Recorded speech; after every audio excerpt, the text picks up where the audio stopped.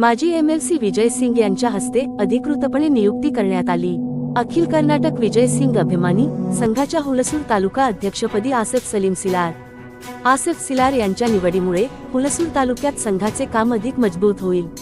अखिल कर्नाटक विजय सिंग अभिमानी संघाच्या हुलसूर तालुका अध्यक्षपदी आसिफ सलीम सिलार यांची अधिकृतपणे नियुक्ती करण्यात आली आहे। माजी एमएलसी विजय सिंग यांच्या संपर्क कार्यालयात हा महत्त्वपूर्ण सोहळा पार पडला। माजी एमएलसी विजय सिंग यांच्या हस्ते आसिफ सिलार यांना नियुक्तीपत्र देण्यात आले, तसेच त्यांचा भव्य सत्कार करून पुढील सामाजिक कार्यासाठी शुभेच्छा देण्यात आल्या।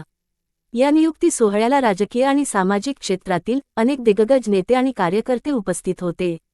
यामध्ये प्रामुख्याने अखिल कर्नाटक विजय सिंग अभिमानी संघाचे राज्य अध्यक्ष विशाल हुळ्ळा, मनसूर दावलजी, शिवकुमार शेटगार, आनंद पाटील आणि शिवकुलूजी उपस्थित होते।